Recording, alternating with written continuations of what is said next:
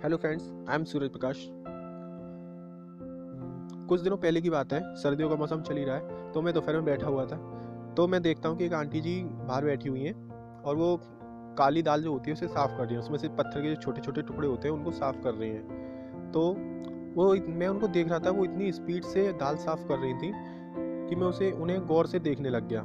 उन्होंने ऑलमोस्ट पूरी दाल साफ़ कर ही ली थी कि अचानक मुझे लास्ट में एक पत्थर का छोटा टुकड़ा मिल गया। तो उस पत्थर के छोटे टुकड़े मिलने से उन्हें दोबारा से दाल साफ़ करनी पड़ी, क्योंकि उन्हें डाउट हो गया था कि कहीं इसमें और भी पत्थर के टुकड़े ना चले गए हों। तो इस बार वो जो दाल साफ़ कर रही थी उसको बड़ी बारीकी से धीरे-धीरे साफ़ कर रही थी। उनकी स्पीड काफ़ी कम हो चुकी थी, लेकिन फिर इसके बावजूद भी उन्हें लास्ट में फिर दोबारा से एक भी पत्थर का टुकड़ा नहीं मिला। तो इससे हमें रियल लाइफ में भी एक सीख मिलती है कि जिस तरह एक पत्थर के टुकड़े मिलने से उस पत्थर के टुकड़े ने उनकी अगली बार मतलब दोबारा से उन दाल साफ़ करने के लिए उनको मजबूर कर दिया, रीचेक करने के लिए मजबूर कर दिया, और उनकी जो स्पीड थी वो भी काफ़ी कम हो चुकी थी। इसी तरह रियल लाइफ में भी अगर हम एक गलती भी कर देते हैं ना, तो लोगों को मौका दे देते हैं हमारे ऊपर शक करने के लिए। इसलिए गलतियाँ अपनी जो भी करते हो, अपनी गलतियाँ बड़ी सोच समझ के किया करो कि गलतियाँ कहीं ऐसी ना हो कि लोग आप पे शक करने लग जाएँ, आप पे भरोसा कम कर दें। चलो इस बात को मैं एक घटना से और समझाता हूँ। ये है एक रामायण की घटना। राम और रावण का घना-घोर युद्ध चल रहा था कि अचानक से राम का तीर रावण की नाभि में जाके लग जाता है, जिससे रावण जमीन पे आकर गिर जाता है और वहाँ पे आसपास के लोग उसे देखने के लिए आते हैं। तभी राम लक्ष्मण जी से बोलते हैं कि चलो आओ और कुछ ज्ञान ले लेते हैं। लास्ट में ये जा रहे हैं तो इनसे कुछ हम ज्ञान ले लेते हैं, क्योंकि रावण जो था अपने समय का बहुत बड़ा ज्ञानी था। तो रावण जी के पास वो दोनों लोग आते हैं। राम के कहने पर लक्ष्मण जी उनसे कहते हैं कि हे ज्ञानी, हमें कुछ ज्ञान दीजिए। इतने पर रावण जी पूछते हैं, आपको क्या ज्ञान चाहिए? लक्ष्मण जी कहते हैं कि आप हमें कुछ ज्ञान दीजिए। तो इस पे रावण जी बोलते हैं, पहले एक मेरे क्वेश्चन का आंसर दीजिए कि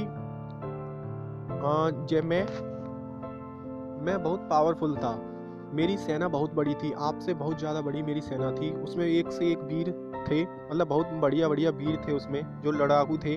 और मेरी जो मैंने जो सभी देवी देवता थे वो वश में कर रखे थे, और आपने मेरी धरती पे आके मुझे हरा दिया, ऐसा क्यों हुआ?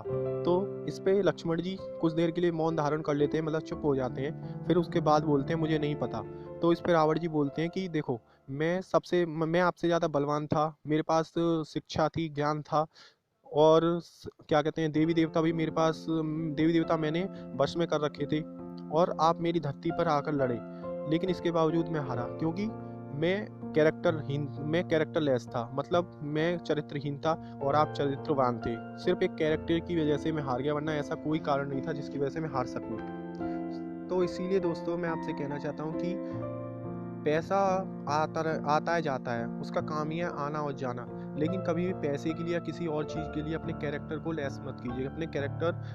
आप कभी अपने चरित्र को दांव पे मत लगाइए, क्योंकि एक बार रिस्पेक्ट जाने से कभी आती नहीं है। रिस्पेक्ट बनाने में पूरी लाइफ लग जाती है, लेकिन उसी रिस्पेक्ट को जाने में एक सेकंड भी नहीं लगता। इसीलिए never lose your character. Thank you.